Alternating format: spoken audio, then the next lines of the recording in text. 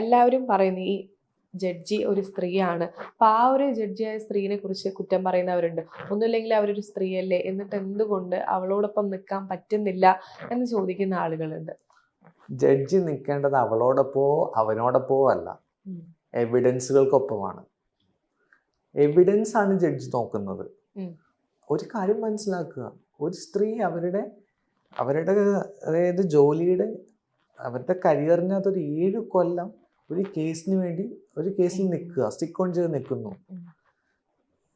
എവിഡൻസിന്റെ ആ ജഡ്ജ്മെന്റ് വായിച്ചു നോക്കുമ്പോൾ നമുക്ക് മനസ്സിലാവുന്ന കാര്യം ഒന്നും വേണ്ട. ഒന്നാം പ്രതിനെ പോലീസ് അതിസാഹസികമായിട്ട് അറസ്റ്റ് ചെയ്യുന്നു.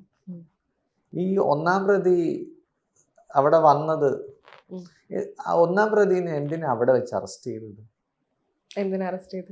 എന്തിനാണ് അറസ്റ്റ് ചെയ്തത്? ഒന്നാം പ്രതി അവിടെ ഇപ്പൊ കോടതിയിൽ കീഴടങ്ങിയാലും പോലീസിന് ചോദിക്കാം, പോലീസിന് കസ്റ്റഡി വാങ്ങിക്കാം. എന്താ കസ്റ്റഡി കൊടുക്കൂലേ കോടതി? കസ്റ്റഡി കൊടുക്കാതിരിക്കോ? അപ്പൊ എന്തിനാ അവിടെ ഒരു ഷോ കാണിച്ചു? ഒന്നാം പ്രതിയുടെ ഫോൺ പ്രോപ്പറായി സീസ് ചെയ്തു.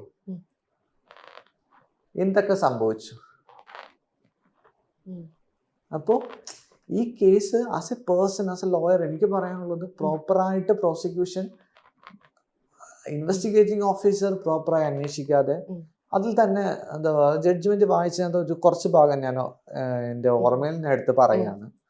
ഇവർ പറഞ്ഞൊരു എന്താ പറയുക സെനാരിയോ, ആ ഒരു സെനാരിയോയില് സുനിയും 8ാം പ്രതിയും തമ്മിൽ കണ്ടു എന്നാണ് പറയുന്നത്. പക്ഷെ ആ ഒരു സെനാരിയോയില് സുനി ഇവിടെ ഇല്ല.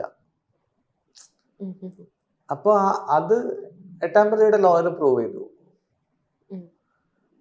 അപ്പൊ ഇങ്ങനെ നമുക്ക് നമ്മുടെ നിയമത്തിനൊരു കുറച്ച് ഇതുണ്ട്. നമ്മുടെ നിയമത്തിൽ പറയുന്നുണ്ട്, ഒരിക്കലും ഒരു തെറ്റ് പറഞ്ഞു കഴിഞ്ഞാൽ പിന്നെ അയാൾ പറയുന്ന തെറ്റായിട്ടേ കൺസിഡർ ചെയ്യുള്ളൂ. അത് ലീഗൽ മാക്സിമാണ്.